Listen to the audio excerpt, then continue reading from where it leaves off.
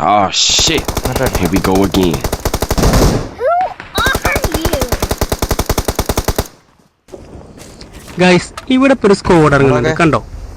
Squad ശരിക്കും നമുക്ക് കാണുമ്പോൾ നല്ല പ്ലേയേഴ്സ് പോലെ കളിക്കുന്ന, നല്ല രീതിയിൽ നല്ല സ്കിൽഡ് ആയിട്ടുള്ള പ്ലേയേഴ്സ് കളിക്കുന്ന പോലെ തോന്നില്ലേ?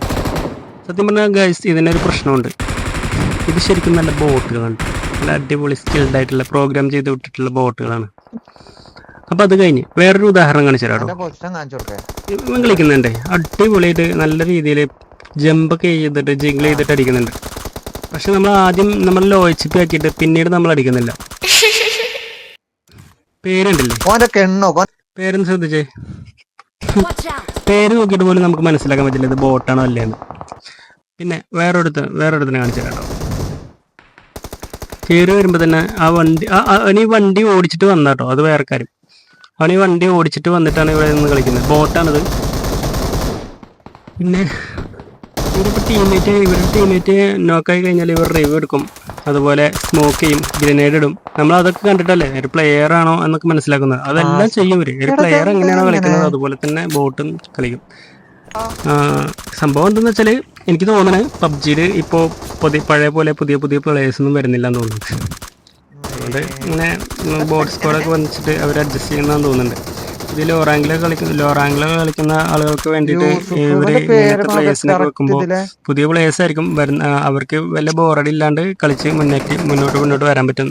അങ്ങനത്തെ രീതിയിൽ BGMയിൽ പിന്നെ ഞാൻ ഇങ്ങനത്തെ സംഭവം കണ്ടിട്ടുണ്ട്. BGMയിൽ ഇന്ത്യൻ സെർവർ മാത്രമായതുകൊണ്ട് ഇന്ത്യയിൽ ഒരുപാട് പ്ലേയേഴ്സ് ഉണ്ടല്ലോ, പിന്നെ അതിൻ്റെ ആവശ്യമില്ല ശരിക്കും. ലോ റാങ്കിലാണെങ്കിലും ലോ ആണെങ്കിലും ടോപ്പ് റാങ്ക് ആണെങ്കിലും അത്യാവശ്യം നല്ല രീതിയിൽ പ്ലേയേഴ്സ് ഉണ്ട് BGMയിൽ. പക്ഷേ ഗ്ലോബലി ഇതാണ് പ്രശ്നം.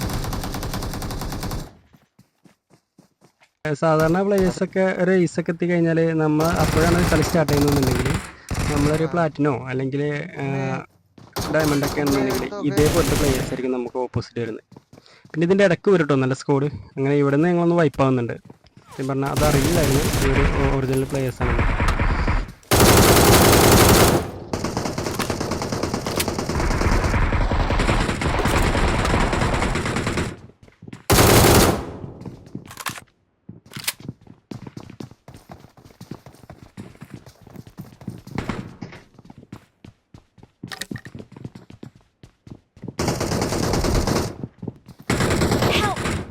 കിട്ടി.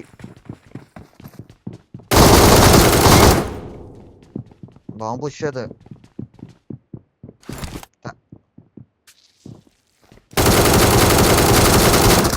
എന്റെ അടുത്ത് അവിടെ ഉണ്ട്.